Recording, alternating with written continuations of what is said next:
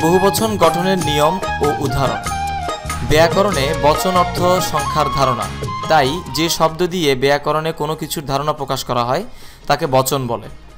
বাংলা ভাষায় বচন দুই প্রকার, একবচন এবং বহুবচন।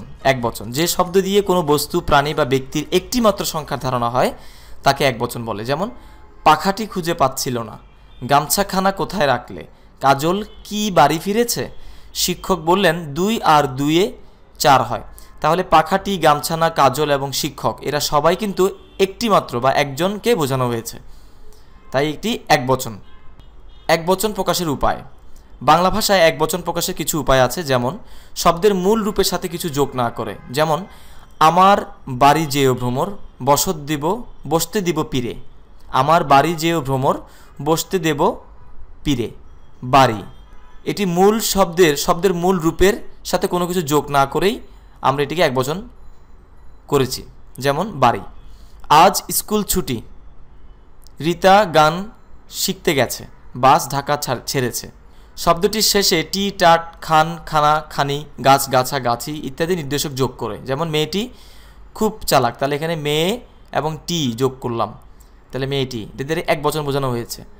তোমার কলমটা দাও তো, নৌকাখানি বেশ সুন্দর, বইখানা আমি পড়েছি, দড়ি গাছ দিয়ে জাতমা, দাদুর হাতে লাঠি গাছা বেশ মানিয়েছে।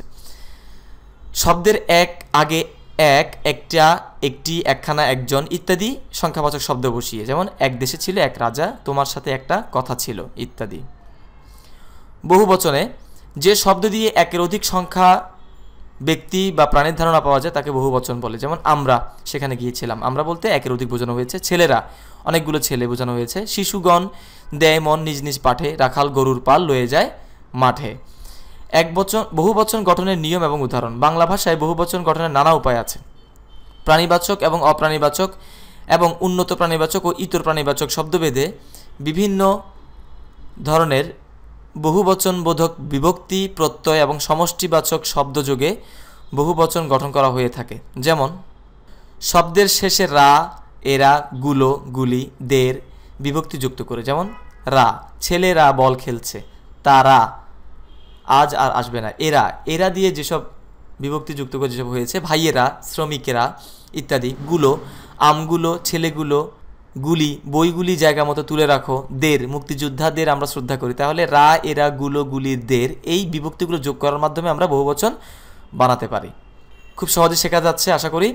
শব্দের শেষে গণ, বৃন্দ, বর্গ, কুল, মণ্ডলী, মালা, গুচ্ছ, পাল, দম, দাম, ঝাঁক, আবলি, মহ, সব, সমূহ, রাজি, রাশি, পুঞ্জ, শ্রেণী ইত্যাদি সমষ্টিবাচক শব্দ যোগ করে।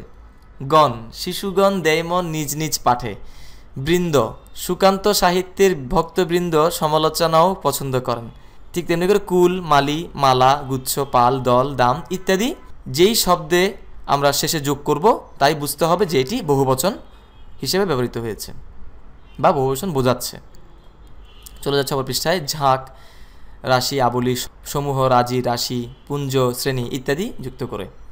শব্দের আগে অনেক, অজস্র, অসংখ্য, প্রচুর, বহু, বিস্তর, নানা, ঢের, সব, সকল, সমস্ত, হরেক ইত্যাদি শব্দ ব্যবহার করে আমরা বহুবচন করতে পারি। যেমন অনেক, অজস্র ইত্যাদি বসিয়ে। এবার পরীক্ষায় অনেক ছাত্র ফেল করেছে, তাহলে অনেক দ্বারা বুঝায় যদি ছাত্র হতো তাহলে একটি মাত্র ছাত্রকে বোঝানো হতে পারতো, কিন্তু অনেক বোঝান আগে বসে যাওয়ার পর আমরা এটিকে এখন বহুবচন হিসেবে বুঝে নিচ্ছি। একই শব্দ পরপর দুবার বসিয়ে। যেমন ফুলে, বাগানটা ফুলে ফুলে ভরে গেছে। হাঁড়ি, বরযাত্রীরা হাঁড়ি হাঁড়ি সন্দেশ নিয়ে এসেছে ইত্যাদি। আগে সংখ্যাবাচক শব্দ বসিয়ে। কাঞ্চনের বিয়েতে 105 অতিথি আসবে, অতিথি খাবে। সপ্তাহ 2 পরে মাছের দাম কমে যাবে। শিয়াল তার 7 ছেলেকে কুমিরের কাছে পড়তে দিল, 10 কেজি রসগোল্লা দিন তো। খুব সুন্দরভাবে বোঝানো হয়েছে উদাহরণ দিয়ে। কখনো কখনো একবচনের রূপ দিয়ে। যেমন মানুষ মরণশীল, বাঙালি সব পারে, বাগানে ফুল ফুটেছে, বাজারে লোক জমেছে ইত্যাদি। কিছু বিশেষ দ্রষ্টব্য তোমাদেরকে মাথায় রাখতে হবে। যেমন বচন মূলত বিশেষ্য এবং সর্বনাম পদের এক বা একাধিক সংখ্যার ধারণা নির্দেশ করে, সে কারণে শুধু বিশেষ্য এবং সর্বনামে পদের বচনভেদ হয়। খুব গুরুত্বপূর্ণ একটি কথা। উন্নত প্রাণীবাচক শব্দের বহুবচনে গণ, বৃন্দ, মণ্ডলী, বর্গ এবং অপ্রাণীবাচক শব্দের বহুবচনে আবলি, গুচ্ছ, দাম, নিকর, পুঞ্জ, মালা, রাজি, রাশি ব্যবহৃত হয়। রা, এরা, গণ, গুলো, কুল, সকল, সব, সমূহ, প্রাণীবাচক বা অপ্রাণীবাচক উভয় শব্দের বহুবচন ব্যবহৃত হয়ে থাকে। বাংলা বাক্যে একই সঙ্গে একাধিক বহুবচন বাচক শব্দ ব্যবহৃত হয় না। যেমন সকল ছাত্রদের বুঝিয়ে দেওয়া হয়েছে, এটা হচ্ছে ভুল, কারণ একবার বলা হয়েছে ছাত্রদের, আবার বলা হচ্ছে সকল, তাহলে একই সাথে দুবার বহুবচন ব্যবহার করা যায় না। সকল ছাত্রকে বুঝিয়ে দেওয়া হয়েছে, আবার একই জিনিস বলা হয়েছে, এটা হচ্ছে শুদ্ধ। সকল ছাত্রকে, যদি ছাত্রদের হয় তাহলে ভুল হতো। ছাত্রদের বুঝিয়ে দেওয়া হয়েছে, শুদ্ধ।